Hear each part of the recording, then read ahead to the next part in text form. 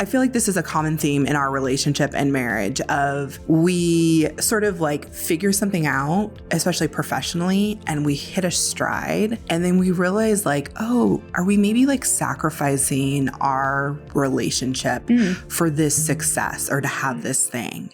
Welcome to Something More Human. I'm Sam.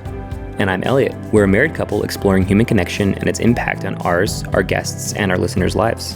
Join us in creating something more human.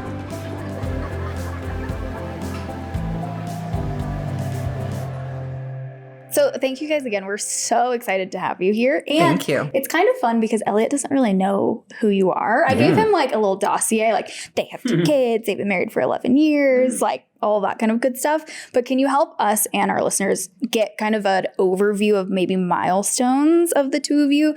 You coming to Albuquerque or coming back, meeting, getting married, having kids, starting a business, those kinds of big things. So we've known each other since middle school, which is crazy. Also feels very on brand for New Mexicans. That's so funny. Yeah. So no surprise to some of your viewers and listeners. So we met at Jefferson and strangely our families knew each other. So it was like in the stars. Yeah. Very bizarre. Through football and then like through work. But we found that out. I think we're going to homecoming together. And my mom was like, George Carter, is he related to George and Evelyn Carter? And I was like, yeah, those are his grandparents. So it was hilarious. So right away, like we had this funny connection, but we were just friends in middle school. I'm a year older, which makes me cringe a little bit saying that.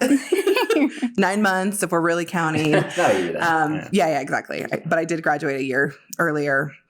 And then in high school, we were just friends, like we ran track together for a couple of years. He played football. I played soccer and swam. So we kind of like would see each other out on the field. And George was quite the ladies' man. And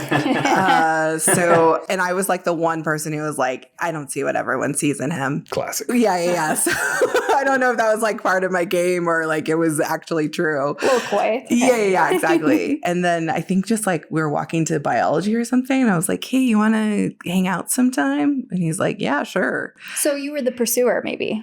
I was the pursuer. Is that how you remember it? Do you remember that? Do you remember that specific instance? I do remember that. There was a trip to homecoming in there. She was actually dating one of my friends at the time. He had gone off to school. I didn't have a date. Tova didn't have a date. So it was more of like a friends thing. But then I think there was also just like a little bit more energy there than we both anticipated. And so went and had a really good time at homecoming. But disclaimer, we didn't hook up. Yeah, nothing happened. I mean, it was just a good time. Yeah, dancing and, we had completely different friend circles. So it was just a really cool experience. And then on the way to science class, she got me. Yeah. And then I think we watched like horror movies. We did. We went to like Hastings and got rest in peace. DVDs. Yeah, exactly. R.I.P. R.I.P. Hastings, man. Jeez. Yeah. And we watched like Nightmare on Elm Street, maybe. Yep. Like couldn't think of The Sixth Day, Arnold Schwarzenegger sci-fi. Yeah.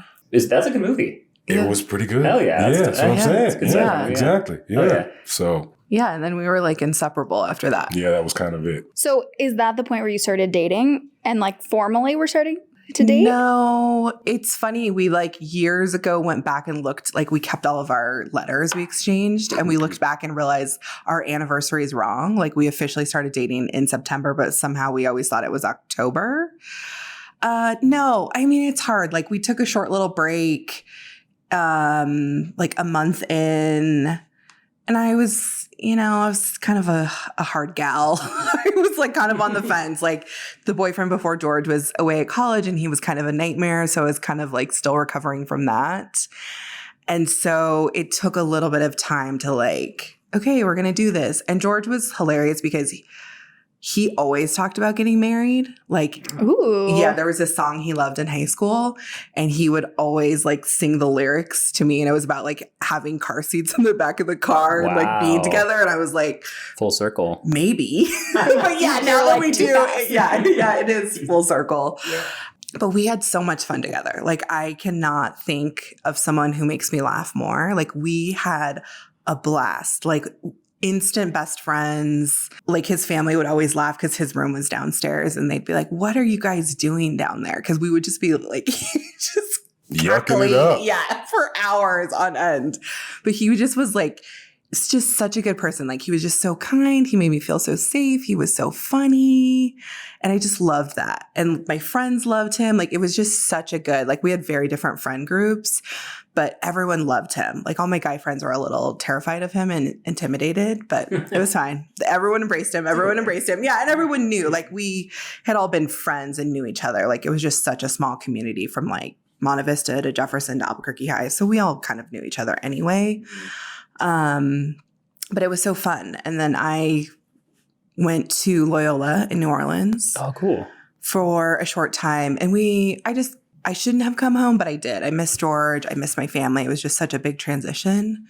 So I transferred back to UNM, and I was at UNM for a short time and then transferred. I hated UNM. It was too big. And we were just like, we were not clicking in college. Like, we were just kind of doing our own thing. We were both really young. And so we were just taking kind of frequent breaks in our relationship. So I decided to transfer out, and I went to USF in San Francisco. So that was nice. George took me there, and I was just kind of excited to like, I just didn't want to be in Albuquerque. Yeah. I mean, we kept in touch, and we were together, but we definitely kind of had like open relationship, and it was just a good time to kind of be with friends and just like George could focus on football and be with people like here in Albuquerque, and I'd come visit and he would come visit. And then once I was finished with school, we were kind of deciding like, what do we do next? I started applying to grad school and just realizing like he wasn't quite ready to leave Albuquerque. So I came, yeah, it's a thing. It's a real thing. It really is. That's exactly how it went for us. So yeah. And so I came back and kind of knew like I do want to move, but not sure when that's going to happen. George finished up football, and then he went to grad school at UNM. And so it was good. Like those early years were hilariously fun, like in our early 20s, kind of wild. We had a great friend group. What did I miss? What are some...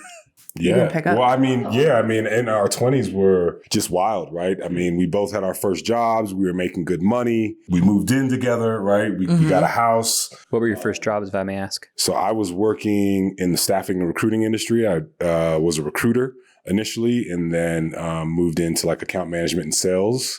And then Tove was the youngest store manager in the history of anthropology. Yeah. The retail spot. So yeah, that's what she was doing. Yeah. It was fun. It was like exactly what your 20s should be. Like, we were the only friends who had a house.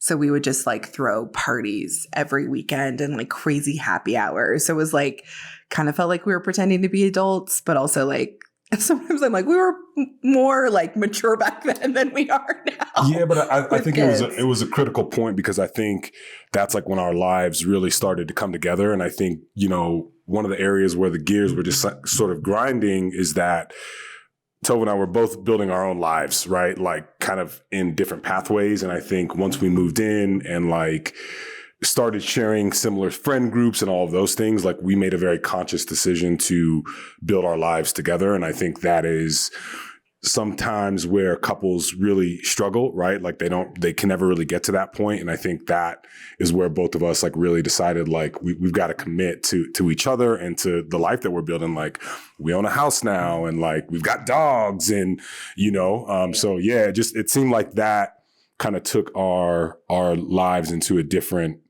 realm in that respect, right? And then it was just like, sheesh, we'd been together for 11 years, and I think both had kind of matured and gotten everything out of our system, and it was like, all right, let's get married. Took a trip to Jamaica, and like for the honeymoon, or for no, George proposed in Jamaica. Yeah. Mm-hmm. I think I warned like 7 of his friends, like, if he's taking me there to propose, I'm gonna say no. Oh. Yeah. Yeah, well, it was like, I think I just got to the point where I was like, I really, really wanted to get married when we were in our early 20s. Mm-hmm. My best friend got married. We had a couple friends that got married. And so I was like, I want to get married when I'm like 23, 24. And we've been together so long, I kind of just assumed we would. Mm-hmm. And it didn't happen. So after a while, I was kind of like, it's not going to, and who cares? Like, I'm fine with it. So I started like assuming that he was going to propose, and it seemed like such a big trip. So I told a few of his friends, like, I'm going to say no, which was hilarious because they were like, are you really going to say no? And of course I didn't, because we were like on the beach. It's beautiful. It's like under the moonlight. And of course I said yes. And all of those friends knew that I was going to propose, by the way. So that was the other thing. Yeah. Were they like, George, no, like abort, abort? No, I mean, no, not at all. Everyone was like, go for it, man. Like I caught no whiff of what was going on behind the scenes. They're good friends. I think they were incredible. like, Tov's ridiculous. Yeah. Like she's been asking for it for years. Like, come on, just do the damn thing. And so, yeah, we went and did the damn thing, and it was incredible. So how early into marriage, what came first, kids or building a business together? Like, how was that transition? We built a business before we built kids. a business first. So we came back home after our honeymoon, went to Thailand for our honeymoon, and was working in the staffing and recruiting industry at the time, and was just burnt out on corporate America. Just didn't really find my place in the space after feeling like this was going to be the only place I would work. But after interviewing a couple times for higher level positions and just not really getting tangible feedback on how to progress my career, it was like, well, maybe if we put you in a different market, like that's going to reinvigorate your career. And so they moved us out to LA, and it was exciting for like the first 2 weeks. And then, realized we lived in Long Beach. My sales territory was in Santa Monica and Beverly Hills. So I was spending hours upon hours every single day in the car. It was just like, I'm done with that. And at that point, was just kind of like fed up with corporate America and went the complete opposite direction. Had some friends that I grew up with in Hawaii who were up in Northern California growing medical cannabis, and just, kind of fell in love with the process of the cultivation side and farming and agriculture. And so decided to leave my very cushy corporate American career for growing weed on the side of a mountain in Northern California. What year was this? That was in 2013. Yeah, end of 2013, early 2014. I'm assuming that's, a big risk either way, 2013 or 2023. But I mean, that was weed back in 10 years ago was not the same that it is today. You know what I mean? So it must have been a little more of a risk in 2013 than it is now, right? Yeah, big time. I mean, Colorado had just legalized. Washington had just legalized. Well, not yet. And California was on their way to legalizing. So kind of understanding that and seeing the landscape, it was like, look, how can I insert myself in this industry and leverage my experience working in the corporate world, having an MBA, how can I deploy those skills here? And really came to find out that it wasn't really transferable. There weren't a lot of guys who had the background or that looked like me who were interested in doing that. And so it was definitely a tough road for sure, but we did that for 3 years, and Tove was working in the fashion industry at the time. And I was just so hopped up on what we were building and what we could do and the vision behind it all that she came over and joined the company with me. How did that look? Like, was there some sort of like finessing? You're like, Toviah, this is going to be so awesome. Here's my vision. Or were you like, I'm so done with this industry. I'm burnt out. Let's like put our brains together. Well, we lived in Long Beach by this marina, and I laugh about it now because we'd go on daily walks, usually in the morning with our dogs. And if you've lived, like, dog culture and walking culture in Long Beach is like something special. Like, everyone knew each other. We were in Naples Island, which is right next to Belmont. So it's this really beautiful small community, like probably Hermosa or like Manhattan would be the equivalent to it. Not as affluent, but you definitely get some of that. But people would schedule like dog play dates. It's like that kind of vibe, like tons of families, like, like everyone knows everyone.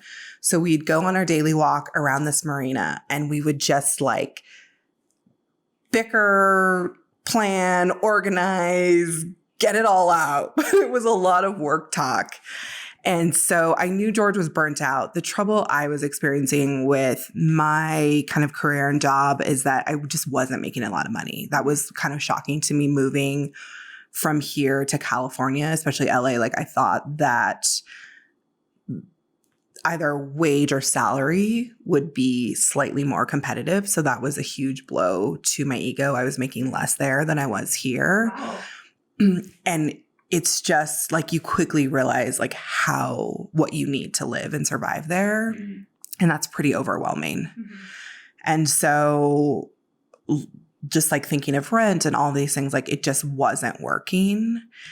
And I was commuting from Long Beach all the way to downtown LA. Oh man. How long of a commute is that with traffic? That's about an hour. If you are, if you have the unfortunate experience of, an accident nearby, which all the time, that would happen almost every single day, you're looking at an hour and a half. Like, it was just crazy. So I would get home and just I was burnt out. Like, it was really exhausting. So I was kind of already looking for other things. And I was working with a great group of people, and Nordstrom had just acquired Hotlook, who I was working for.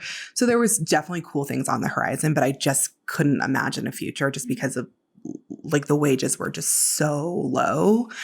And so George mentioned doing this, and he went out first on his own, if I'm remembering correctly, and then kind of came back and was like, it's a great trip. We can do this thing. And so we kind of decided I would be the home base and stay in Long Beach. We had 2 dogs, and just kind of figure out what this would look like. So he started kind of commuting and going up to the farm, and I would go on occasion with him.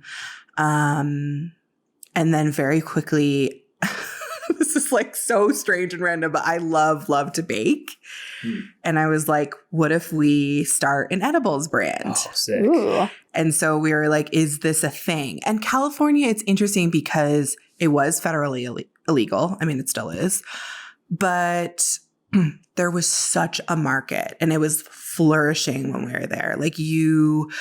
Delivery services, and you either would find people that hated it and were completely opposed, or the other 65% were like, it's amazing and I love it. And I get my delivery every single day or every single week.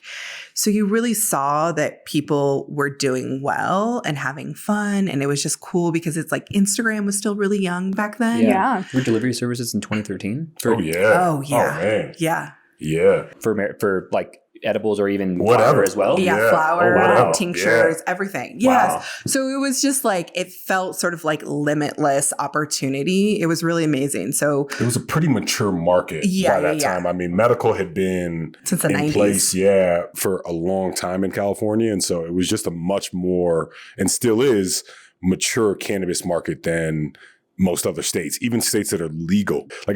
It's part of the culture. That's part of California culture. And so, the infrastructure for the industry to grow was just way different than it was in most places, right? There just were. And so as someone who is, an old school salesperson and with delicious edibles or beautiful flower, it became somewhat easy for me to go in, and I was very structured and had business cards, and we had this incredible packaging, and people were like, what the hell? We're used to getting this in turkey bags. What's going on here? And we're rolling in, and we've got a whole thing. And so it was a really unique experience, I think, for both of us. But, I it was really difficult though at the onset to work with each other because we didn't realize at the onset that we are great at different things, right? And it was we were both trying to do the same stuff, and there was a constant clash opposed to letting Tove do what she does because that's what she's great at, and letting George do what George does. It was constantly just at each other. And I remember some of those walks just being all right, I'm out of here. I'm going to go walk for miles because I got some shit I need to get out, right? So you're just woo. But I think that was also just a really good gut check for us. And we got through the growing pains, and, it was interesting. The other thing I realize for couples that work together is everything collapses on itself. And that can be so brutal because your intimate partnership, and then your friendship, and then if you're parents, and then working together, and then your interests. And suddenly it's you're doing all those things at one time. You're having a business meeting, and then it's finances come up, all these things. And you're like, what the hell? And that was really tough for me. I think it was nice because George started going up to the farm. So it gave us a little bit of time away from each other. And I am this hyper independent, sort of free spirit Aquarius at times. So I'm I need a little bit of quiet time. And so that was nice where he could kind of go. He loves to drive and think and listen to podcasts, and we missed each other. Yeah. And so that gave us some separation because we have often found ourselves I think now 3 times where everything is everything. Yeah. Like we are having discussions about everything, and it really should just be like about the business and that's why those walks, I laugh about them, because it was like, we would literally talk about, like, I'd be like crying about Friends, and we'd be talking about like our budget for the week and grow, it just was like too much. And so we couldn't really enjoy like our marriage or our partnership or like the work we were doing, because everything was so important and everything was a priority and everything was stressful. Yeah. And we had to figure out really quickly, like, we can't do that. There's so much to unpack here, they just kind of boom, boom, boom, yeah, which is awesome. I think we're definitely in this spot where we're like, we want to put our brains together and we want to do the thing, and also I'm gonna fucking strangle you sometimes, which is healthy in a way, right? Like to work out the kinks. I have a couple of questions. First of all, talking about like collaborating as business partners, right? Like you do what you do best, you do what you do best, and not doing it all together in the same kitchen. Yeah. Would you guys consider yourselves opposites, or would you consider yourselves more similar than different? How do you kind of go about that categorization? Exactly what I was going to ask them. Really? Are they opposites? Oh, that's so funny. I'll let George respond first. No pressure. Yeah. I think it's interesting because both Tove and I, like when you look at it from a business perspective, right? Like, we're sales and marketing people, right? And like, that's the top of a funnel at a business. And so those worlds oftentimes intersect, right? And so what does our messaging sound like? What are the customers saying? Like all of that kind of stuff, we both love, but we both approach from a very different perspective, right? And like we have very different mindsets of the way that we support customers. I mean, all of those things. And so like, I don't know if we're opposite. We just have different skill sets, right? And I think it was really hard for us initially to understand what those differences were. But I do think that time away and just kind of that space and giving ourselves some room to kind of work within the company and within our roles, like things just kind of started naturally aligning, right? Like I was really good at meetings, really good at cold calling.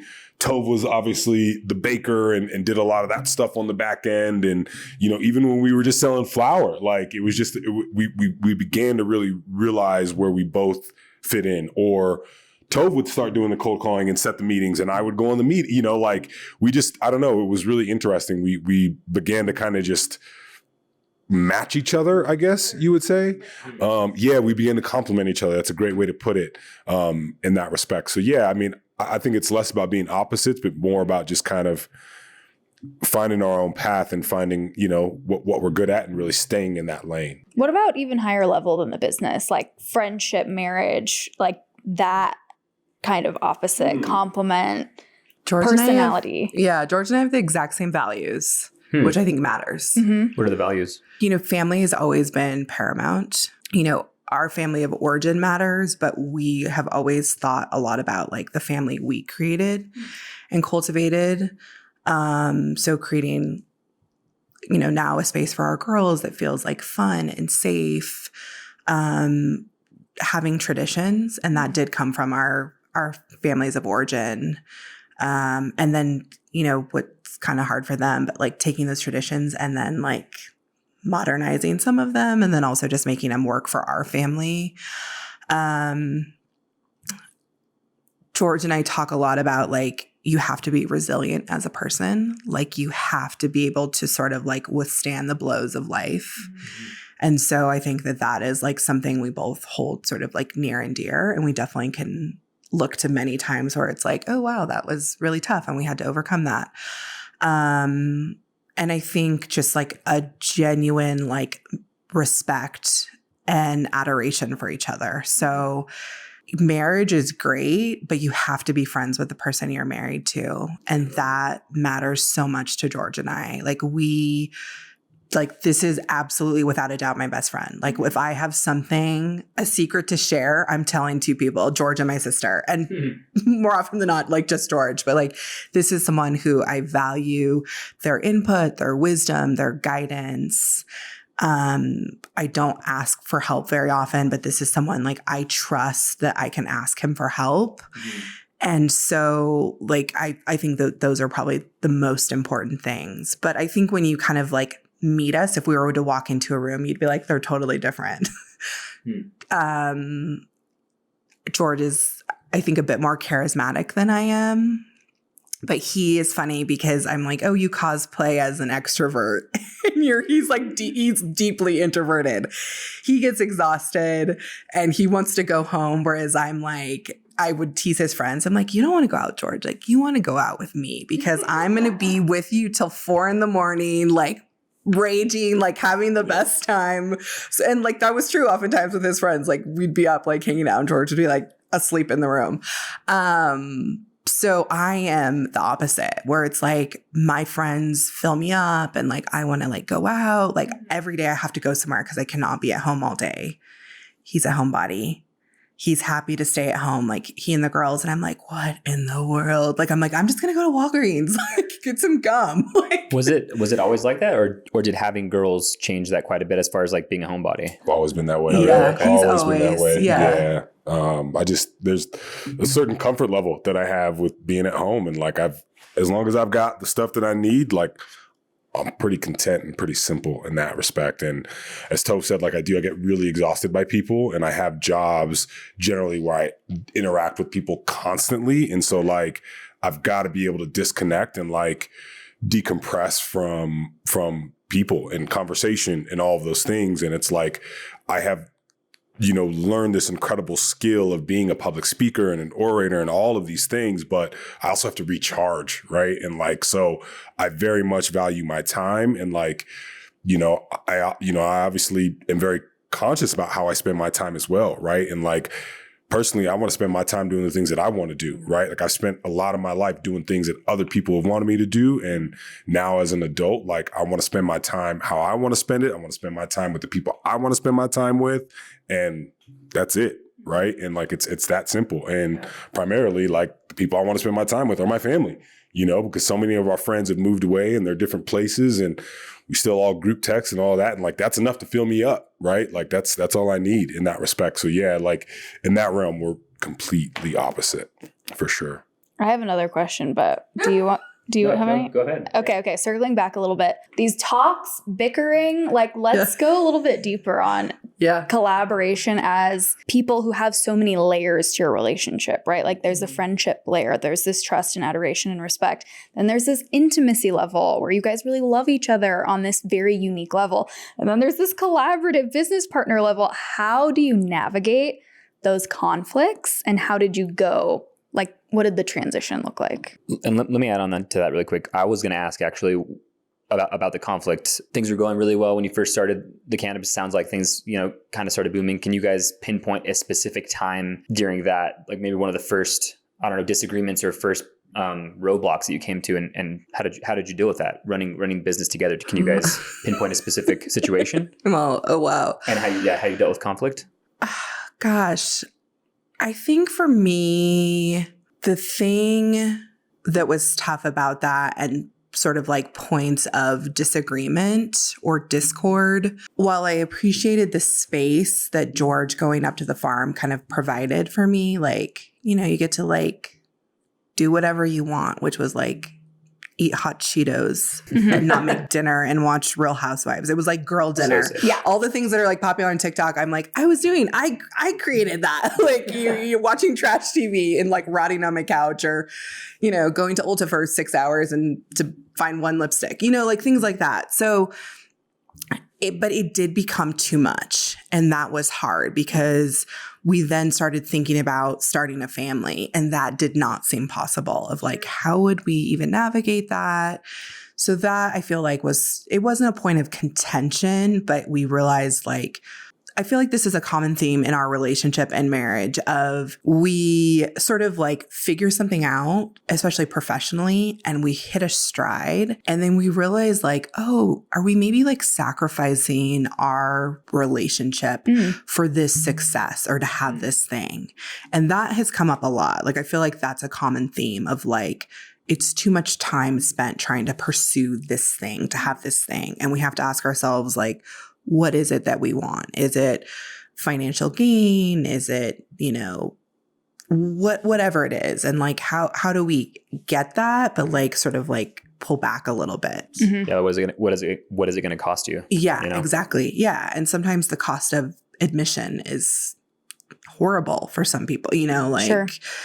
And I've always like sort of like sat with that, especially like with our time in California. Like that was a hard business. Like it was federally illegal. So that was very stressful.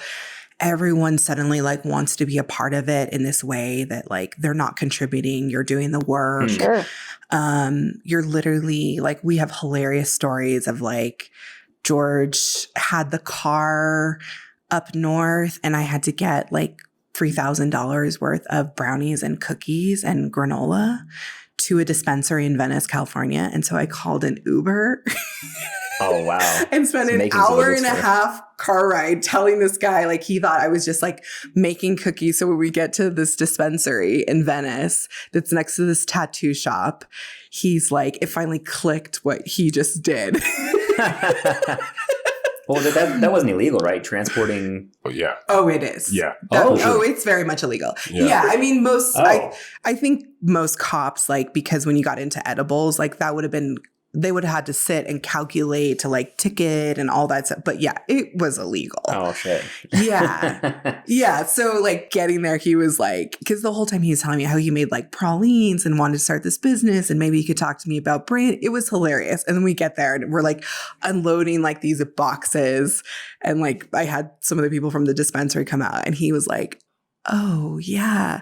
So like that was stressful of like, and our parents didn't like, my mom hated what we were doing. Like everyone thought it was super weird. We had kind of quit these really great jobs. And so people were like, what are you guys, have you guys lost? Like even friends were like, you guys are nuts. Sure. Like some friends kind of stopped talking to us.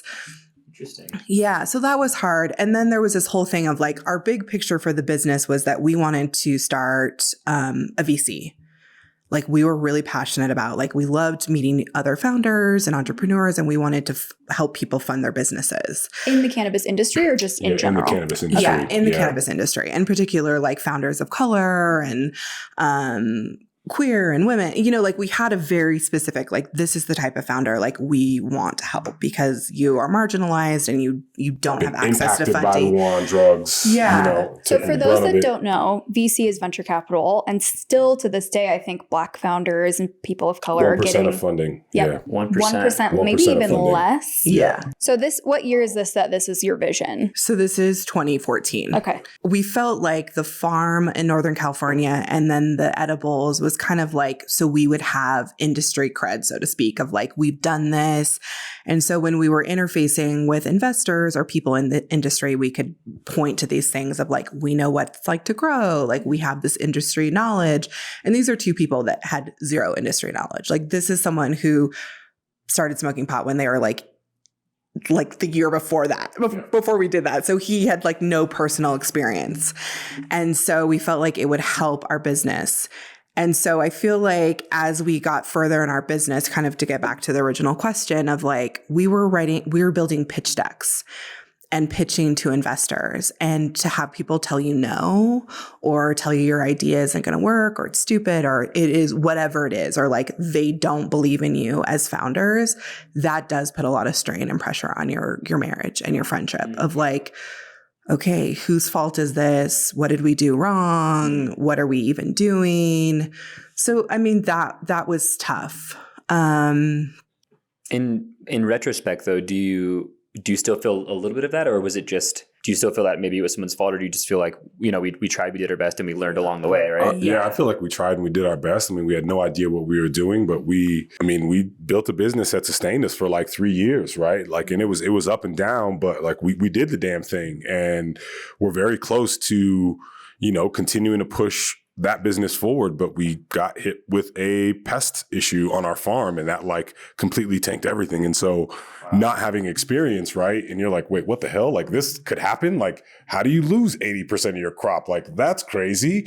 And that happened, and that was just like a really deep gut check, but that basically pulled the rug out from under us. And if that would not have happened, like we'd probably still be in California and probably would have sold the business like a few times over at this point. But like, that was the moment where it just kind of, things fell apart. And it was just, we were spread too thin, right? Yeah, like our edible business was actually really we could have crushed it. If we would have focused on that and just like did that, I think our edible business, we probably could have sold it, you know, a couple of years ago for quite a bit of money. But it was just kind of this, you know, this is where Tov and I's, you know, kind of stubbornness comes in, right? Like I always wanted the farm and like, that's what I wanted to do. And I wanted to be out with nature and all of those things. And Tov is like, well, I want to be doing this and I'm doing it. And so it was kind of like, well, fine, you do that and I'm going to do this. And like, yeah, that's kind of the separation I mentioned earlier of like, at what cost of like, do you want to pursue these things individually or do you want to have like a business together? Yeah. And, you know, she got pregnant in 2016. That was like the first full year of our farm really cranking. And so it was like, I'm spending 5 days a week working my tail off only to get in the car on a Friday evening, drive 8 hours, go spend Saturday, Sunday with Tov, and then drive back up to the farm on Monday. Or she's driving up to the farm every Friday, you know, and coming up and spending Saturday and Sunday with me and then getting back down to LA. And like, that was just unsustainable, completely unsustainable. But it was like we had to do what we had to do, right? And it was, we were both kind of, we were fulfilled in what we were doing, but we were also missing each other. And that was kind of a common theme, I think, in our marriage as well, right? Like even in my corporate years, I traveled a lot. So Tov was by herself a lot. I was by myself a lot. And so again, kind of going back to the beginning of the conversation of like, you have to make this conscious decision to build your lives together, right? And it's like, I think that was also just kind of another point of like, look, we've got to come back together a bit here in that respect. But I also think like the thing that is also very consistent about Tov and I as it relates to conflict, like regardless of how bad the conflict is, I'm never like, all right, I'm done. Like we're over. Like I always know that I'm coming back to her, but we need time and we need space, right? To make sense of those things. And that could be a day, that could be 2 months, that could be 6 months. I don't know. But like, we just needed those times that time to kind of reset a little bit and just kind of like get our head back on straight. But I think the juicy bits of fighting, George gives the silent treatment. I want to just like have a blowout, hash it out and move on. Like I tend to get over things really easily. Like everyone's always like, I'm not over it. I'm like, well, you should be, like, move on. I identify with that. That's a skill. It is, but it's kind of an unfair one. So I can definitely fight. It can feel unfair of like, I will have a meltdown and shout and we can like go at it. And then I'm like, okay, I feel better and you do too, right? And he's like, no, absolutely we just not. Get started. What are you talking about? Yeah. And I'm like, okay, how long is the silent treatment going to last? Like, how long are we not going to talk to each other? So did you guys have to learn that because those are your fighting styles, that George, when you need to go take that space, it's also then your responsibility to reinitiate the communication? I'm like, I don't know. I just feel like that's something that we have a similar fighting style where you just shut down and you need space. And I'm like, I want to talk out everything right now. Let's yell and fight and talk. We've had this conversation, which is if you're the one that needs space, it's also then your responsibility to let me know when we can talk again. It's slippery slope too, because, and I think that's where the intentionality and the conscious thought about those specific things become really important, because if she's assuming that I'm going to come back, right, after I've given her the silent treatment and I don't, and we don't talk about that specifically, then that's where like that seed of resentment starts to bloom a little bit. Yeah. And that gets you into trouble right away. And we've been through that several times, but we went to therapy and that helped quite a bit. But it's a good point, because sometimes I do need my alone time completely. Sure. But during that time, I really do, I'm scared of the resentment building. So it's good that we've had those conversations, because now I know, okay, if I'm going to give you the silent treatment, then it is my job to come back and say, okay, I've had my time to process and to be by myself. And now here's my chance to, whatever it is, apologize or start from where we left off, nip it in the bud and move the fuck on, you know? So. And when you've been with someone for a really long time, right, you begin to recognize patterns in the way that you guys argue and the way that you guys fight, right? And so the conscious, like, I've got to get out in front of this and I've got to change the way that I communicate, right, to ultimately get a different result, because it was like we'd get in a fight and then we'd end up fighting about shit we were fighting about years ago. And you're like, wait, I thought this was it was about this, but then how do we get back here? That makes no sense, right? And it's like, well, I've been holding on to that for like 2 years and I just thought now was a good time to talk about it. And you're like, what? And and it makes complete sense to me, but Tov's like, where the hell did that come from? Right. And so like you have to be very conscious of those things and how those patterns begin to set in. And then how are you going to break those patterns and how are you going to break the way that you guys communicate with each other? And like, that's where the breakthroughs actually end up happening, because if you're not careful about those things, that stuff then does start to kind of fester in your family dynamic as well. Right. And like our kids are definitely sponges. And if they start to pick up on those things as well, those begin to, you know, form patterns that they have as well. And so like, those are just things and dynamics that you've got to be really conscious of, I think, particularly when you've been together with someone for so long, right? And like, how do you navigate those things? And it's like, well, shit, if every time we fight, this is the conclusion, how do we change that outcome? Right? Like it's got to be the way that we communicate with each other, like in the way that we approach each other and the way we finish things. And so I think that is also a really conscious effort, but I also think that's kind of a key to longevity in a relationship, in any relationship. And so you have to be able to recognize those things and acknowledge those things. And sometimes for me, like getting that space allows me the time to make sense of those things and begin to see that. And it's like, oh man, I can't approach Tove that way. Right. But then you get into the heat of the moment and you just snap right back into that habit. And so like, those are just, I think that's part of the human struggle, you know, and like continuing to grow and evolve as a person as well. Do you think this is kind of a weird, it just popped in my head, but do you almost think that that children are like, obviously they're a mirror, right? For sure. But are they also like almost like a therapist in a way where you can start to see their behavior? If their behavior changes, well, if they're sponges, like, you know, they're getting a lot of their content, a lot of their learning and growing from you guys. Is there a specific time that you can remember where you recognize that maybe you weren't as of good of a place as you thought you were based on your kids' behavior? Oh, I'm like every day. Kids they expose all of your vulnerabilities. Anything that needs work, they will remind you that like it needs more work. And that is, as a parent, can be very overwhelming. I think also partners remind you of that, of like they will remind you of your many Achilles. Yeah. Like, and all your white whales and all the things like, and I think that's like, true love in its truest form is like supposed to change you and make you better, but you have to be like just willing to face it. And it's like George and the girls are a constant mirror for me of like, okay, maybe I'm not so patient. Maybe I, need to work on this. And also just like all the things that maybe like in my own childhood were things that I didn't think mattered, or I chose to make sure they didn't matter, and now they do matter. As a parent, it's hard because you're like, do we want to argue in front of our children? Like, do we want them to see us cry? Do we want them to see like what that process is of like forgiveness? And that's a hard thing of like, we all have friends who are like, all my parents did ever, like all they did was bicker, or I never saw my parents bicker and they got divorced. Like they had this horrible divorce when I was in high school, so it's like, you don't know, like what's the line? And I always think it's like who your children are matter. It's less about like following a rule of like how to like rules of engagement, but it's like, every little person has their own little will, their own little spirit, their own little needs.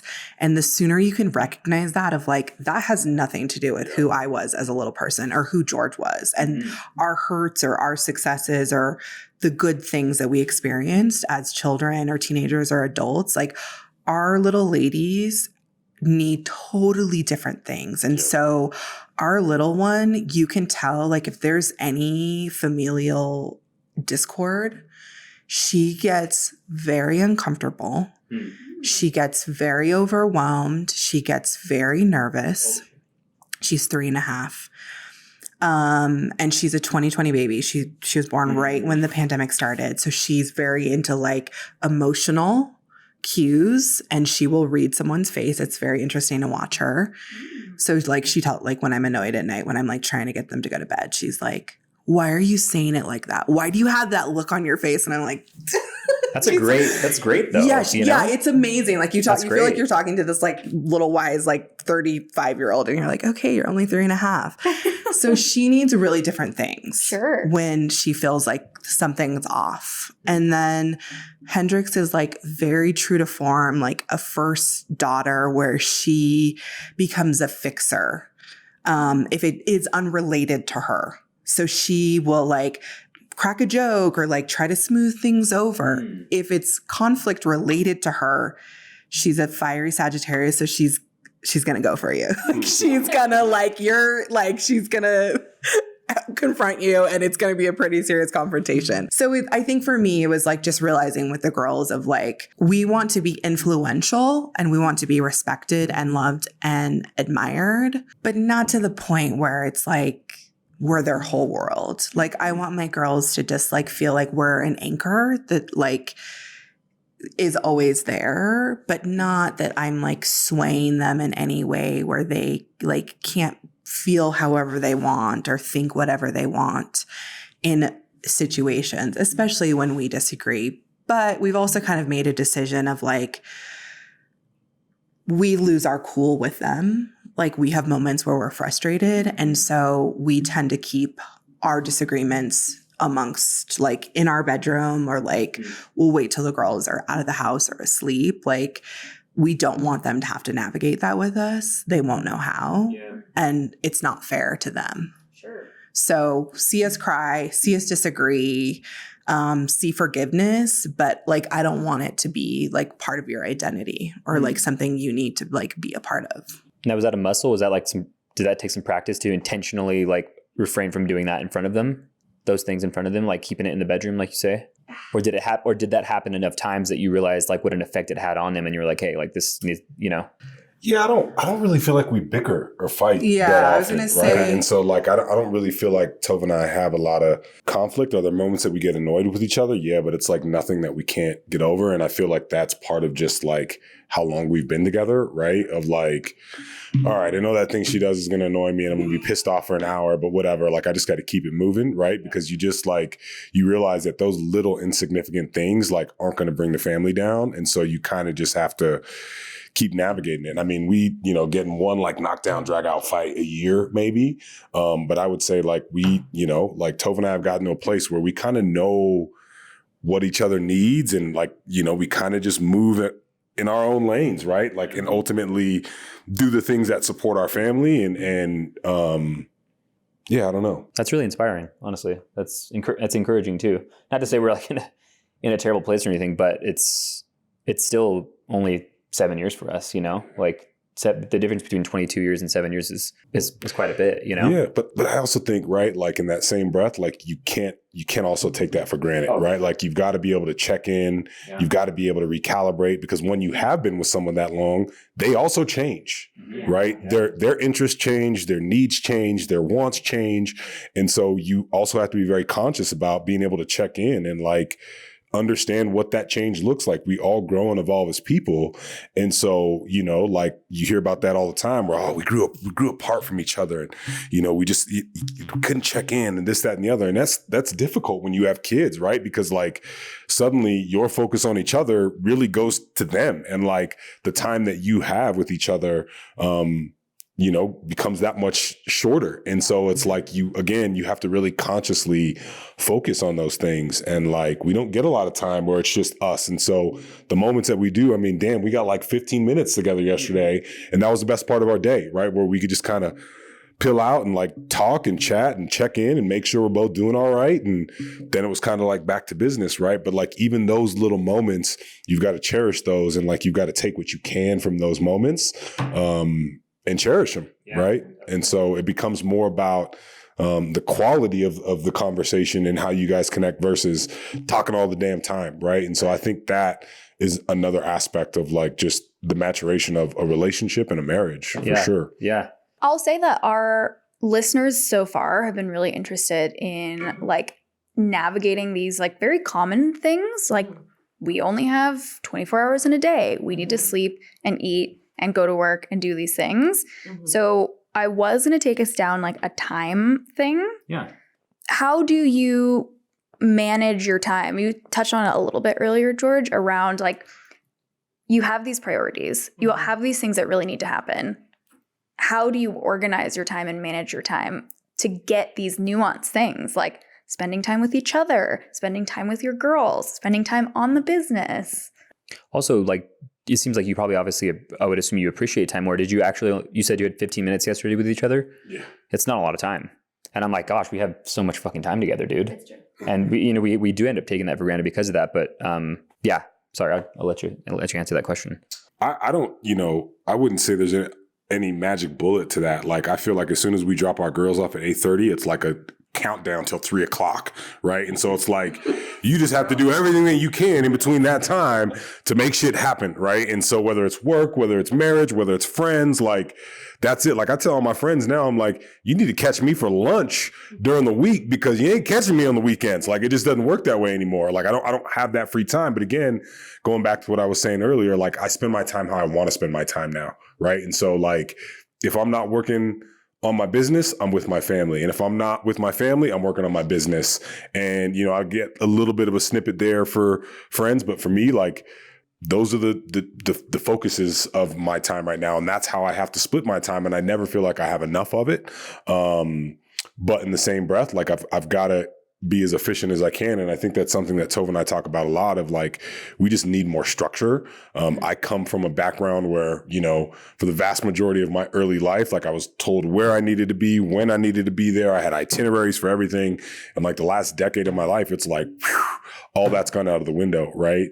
But we still managed to get everything done that we need to. And I don't know, I don't necessarily feel that time poor that often. Like I do cherish the time that I have, and it's a blessing every day that we get a chance to wake up and like do what we want to do. And I think as an entrepreneur specifically, like the amount of freedom and flexibility that you get with that lifestyle is incredible. There's been so many times where our girls are just sick and one of us has to be home or whatever it may be. So yeah, I mean, time is difficult to manage, but you just kind of have to spend it the way you want, in my opinion. Yeah, I feel like the weeks I'm the happiest, well, first and foremost, there's a fixation on productivity. I think it's like uniquely American because I have friends from other countries that are like, you guys are crazy. And when I'm with them, I feel like my energy is like very frenetic and I'm kind of embarrassed because I'm like, send exclamation marks in my messages and they're like, just, living their best lives so casual. And I'm like, what's going on in there? Like, you're not stressed like I am. But I feel like when I'm the happiest, it's less about like what I accomplished each day. And it's more like for the week. Did I do something creative? Did I do like nothing and without guilt or shame? Sure. Did I do something that's like just makes me happy? Like, watch a trashy show or like a ridiculous movie, which we did last night and it was great. Did I like do something like truly like that was for the family that maybe was like selfless? But it like, I know that it made them happy. And when I feel like I can kind of look back on my week of like, okay, Monday I did these things. Like I spent time with my friends and Tuesday I did like got through my list of work stuff, all like for the full 7 days. That makes me really happy. Like I feel really, really good because we all keep searching for this like magic, like I've read Atomic Habits. I loved it. Like I've read all the books, like time blocking, all this stuff, all the podcasts. We all do. And it's like, who has the magic then? Like, because if we're all searching for the answer, like, I think that even the people that are like disseminating the information maybe don't quite have the answer. But I think it's like less time on like the 24 hours and it's like more time for creativity, like more time to have like a romantic like relationship with your partner, more time for yourself. Like, I think that is underappreciated and undervalued in our culture of like, you can just be by yourself and that's great. Like giving back to your community. Like how many of us can say that we actually did anything for our community in a week? Sure. But I feel like that's been kind of like my secret sauce. And do I do that every week? Absolutely not. But that's like my goal. That's like what's in my book every like new moon. That's like what I focus on like every year. Like these are the things that I would like to do to feel my best. I like that perspective. Okay, so zooming out a bit from just the two of you, talking a little bit more broadly about the community around you, how has that development looked over the years, and what does it kind of look like now for you? And that could be anything. That could be business community. That could be your friendship community. That could be your family community. I think in our early 20s, and I mean like teens, 20s, a lot of friends, which I love. Like we have an amazing, like very diverse, very hilarious friend group. And we are wild when we get together. Like I think our wedding was like such a great example of like, it was great. Like we had friends, like I had friends like from childhood. George had like tons of his like Lobo football friend. Like it was just such a great like collision of people. Like we all had a blast for like a week leading up to the wedding. And our friends have like, I miss them all so much. And most of our friends who are raising kids are elsewhere. So a lot of friends we have here don't have children, which that's totally fine. But sometimes it's hard to like explain like, hey, okay, it's fun, but it's 8 o'clock and that's past our girls' bedtime. Like you got to get out of our house. Like you got to go home. And friends with kids are like, they're going to stay up or like, we get it and see you later. So we're going to hang out like 4 to 7. So I feel like now it's our community is like our family of origin, which is really nice because they want to be around their grandchildren. I don't feel personally fulfilled by that. Like it's nice to be like, I love my sister. We're very, very close. But beyond that, I sometimes feel like it's like very much like a thing for our girls, which is, that's okay. I realize like that's okay. And as far as like business community, the older we get, and it's funny because like we're working on 2 things right now together. We have no interest in going to like the happy hours or like networking events. Yes. Yeah. I like the older I get, the less I want of that, of like, call me up. I will go one-on-one and hang out with you. But I have zero desire to go to an event and like schmooze with people and exchange business cards. And so I feel like our community is a little more thoughtful. Do you feel like that in the business realm because you had a period where you did that and your business is more established now? So you kind of, you know the direction, you feel more comfortable? Or do you think that's just simply you're more mature now and you want to be more intentional with the people you give your time to? I think it's the latter for sure for me. And it's like, it's just also a learned skill of like, I know who I want to meet with and who I need to talk to. And like, that's where I'm going to focus my time, right? And that's where I'm going to spend my time.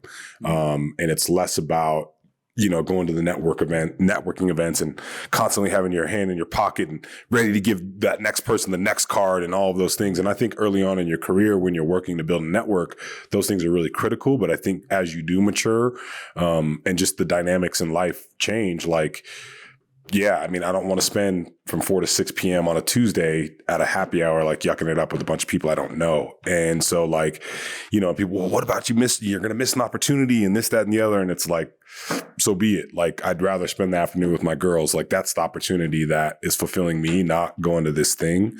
And then I will say as well, just like from our community, I mean, I used to be super dialed in all the, you know, economic development meetings and this, that, and the other. And that stuff also just got exhausting after a while. Right. But I would say like for my friend group, you know, I'm still very close with all the guys I played college football with. And like my friend group hasn't really changed. And although we all live in different corners of the country now, like we still text all the time and they're having kids and they're getting married. And so like being able to share those experiences with them and these people that I know really, really well. And just when we were in our 20s and we're doing crazy stuff and now we're dads and, you know, there's a lot to be said for that. But in the same breath, like one thing I'm really excited to do as well is start to develop a bit more community around like our girls' school, right? Like that, you know, the pandemic happened right as Hendrix went into school. And so like that kind of shut a lot of that stuff down. And like a few months ago, we went to our first like parent thing at the school and, you know, that was incredible. And so I think like that will be the next aspect of our community. And, you know, it's not so much about our time anymore. It's also about how our girls need to be spending their time. And like, socializing them and getting them in an environment where they can see adults interacting together in a healthy way and they're interacting with their friends. And so I think that is also a dynamic that begins to shift as you get older and as you have kids, right? Like, yeah, I want to spend my time the way that I want to spend my time, but I also have to think about, you know, developing this little person and like their social skills and just how they navigate things and all of those things. And I do think part of it is modeling healthy behaviors as adults and relationships in those aspects. And so to me, that's also a very conscious thought. You know, when I'm interacting with my girls, when I'm interacting with other parents, like that has to also serve as I think a roadmap for your kids as well. Yeah, I think one thing we've realized that's missing is that, and we noticed this when we lived in Long Beach, it was one of the reasons we loved, of like, it was so family friendly and there was such great community. Like there were events at the park and families knew each other and it was really walkable. And I think that's something that we've kind of picked up. Like we are really craving that of there isn't a lot of that in this city. And we're down in the North Valley, which is great.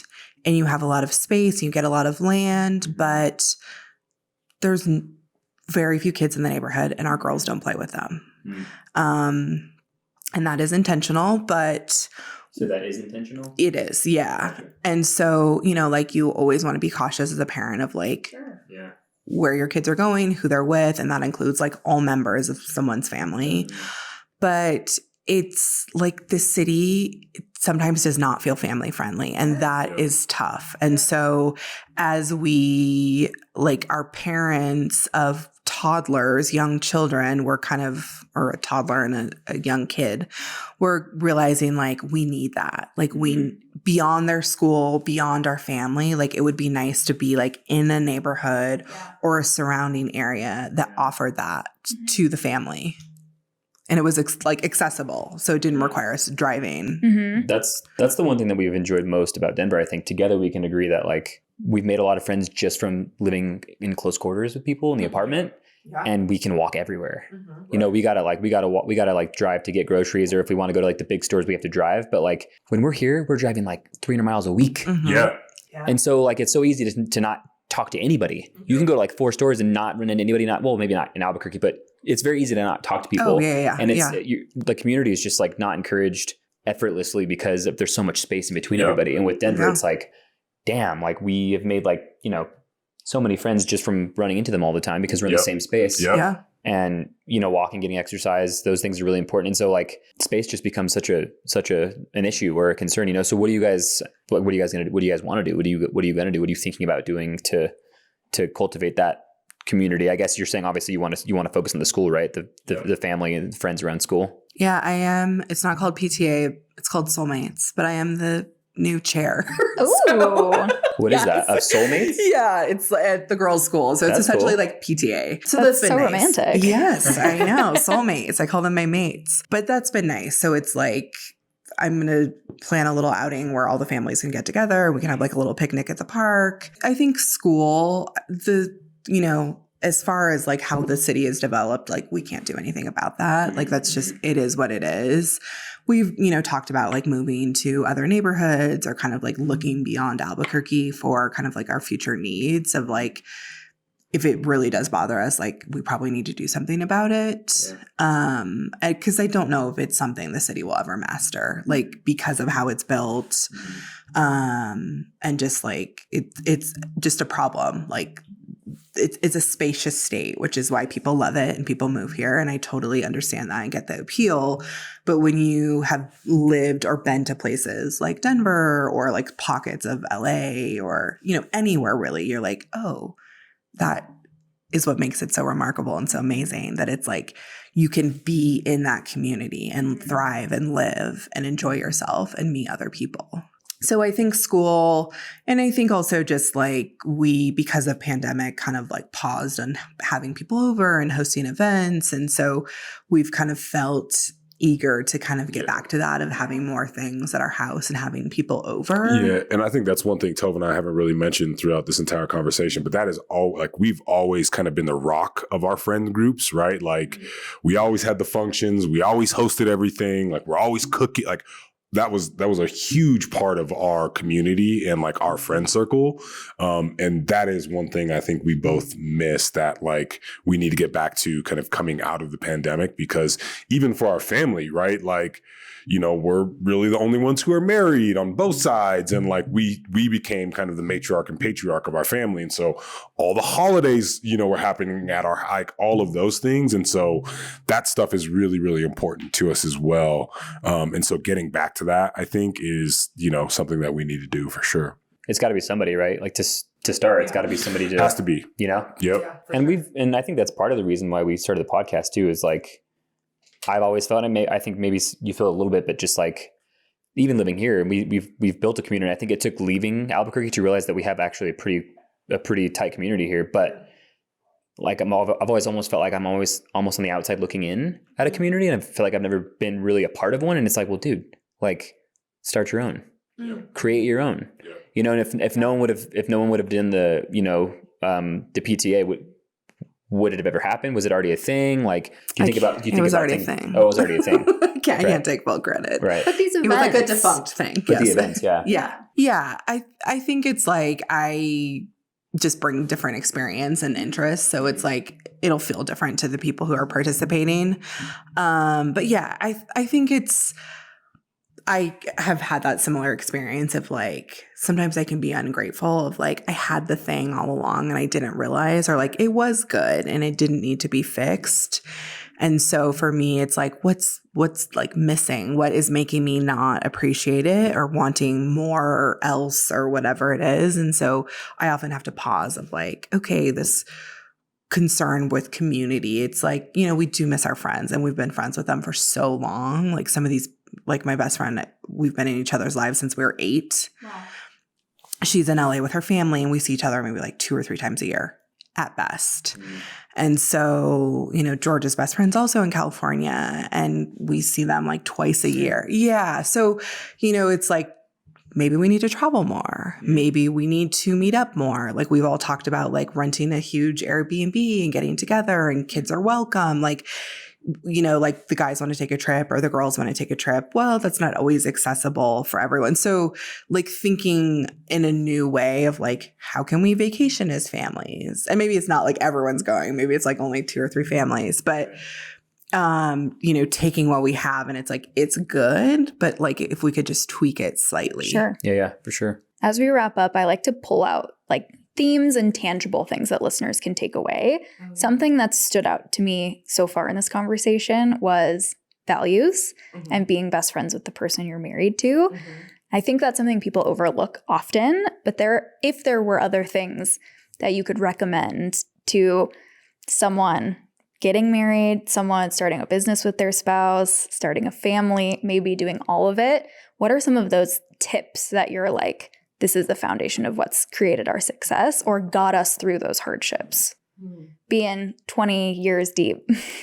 I think for me, be willing to forgive someone, mostly yourself. Okay. I think we talk a lot about like giving other people grace and forgiving other people, but we never talk about that for ourselves. Be willing to let someone grow and evolve. Try not to take anything personal. Even when someone's upset with you, like even when you have wronged someone or you have hurt someone, like just hear what they're saying. And that has been like my greatest thing of like, just listen to George or just listen to my girls of like, because they're actually talking about like, this thing made me feel this way. And oftentimes we hear that and we're like, immediately like you're thinking of yourself. I think the other thing, you know, like if you are going to embark on this adventure of like life with someone, get married or have like a partnership with them and have kids and have a business or have mutual pursuits, you have to kind of know who you are, who you want to be, and who you're willing to be. And also the same for this person you're doing all of these things with. So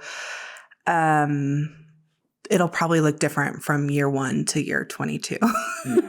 And that is beautiful. Like if you know, by the grace of God, have that much time on earth, like, you know, amazing. And if you get to do it with one person.